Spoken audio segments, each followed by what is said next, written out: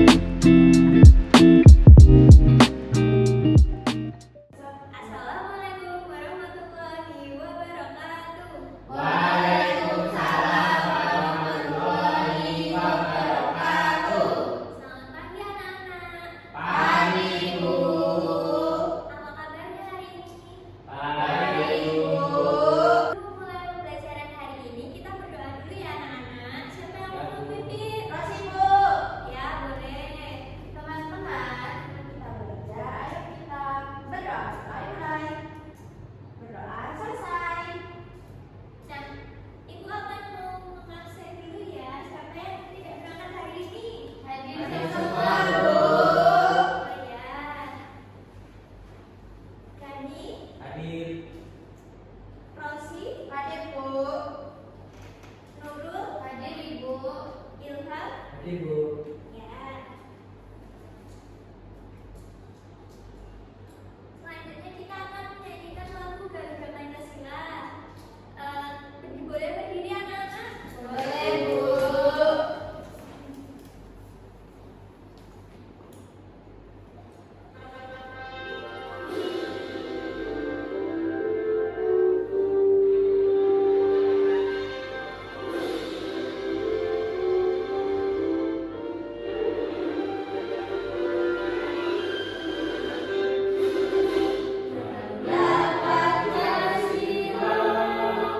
Akulah pendukungmu, patriot proklamasi, sedia berkorban untukmu.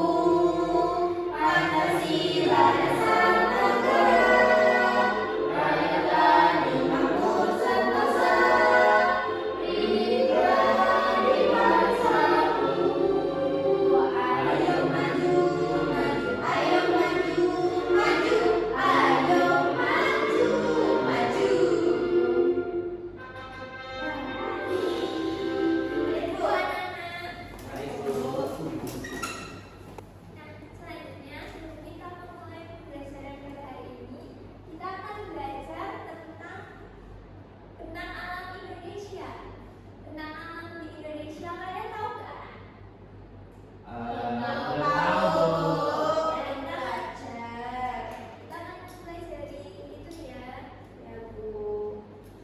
Nah, tujuan pembelajaran pada hari ini, peserta didik mengidentifikasi jenis-jenis tentang alam, daratan, dan perairan. Peserta didik mengklasifikasikan tentang alam berdasarkan ciri-cirinya. Peserta didik menjelaskan hubungan antara benda alam dengan kegiatan manusia. Peserta didik memberikan contoh kegiatan manusia yang sesuai dengan jenis benda alam.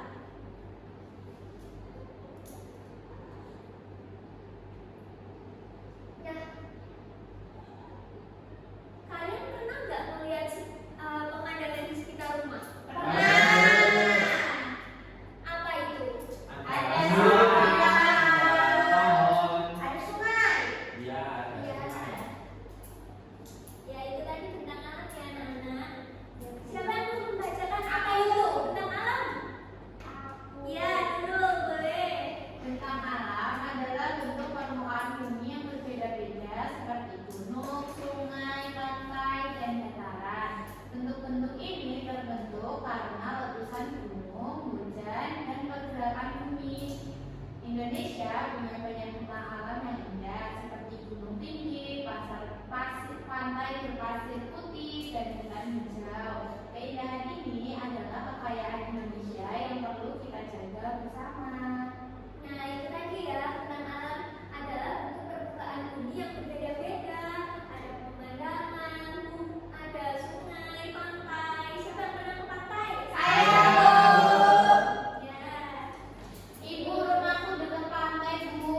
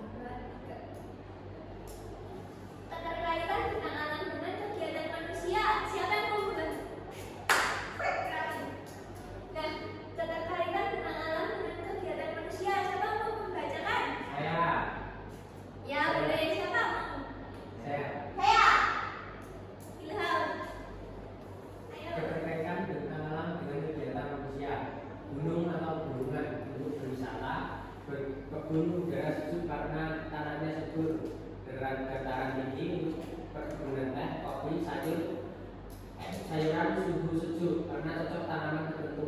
Dataran rendah untuk permukiman, sekolah, pasar karena tanah rata padat penduduk. Sungai untuk irigasi, transportasi laut, mandi atau mencuci.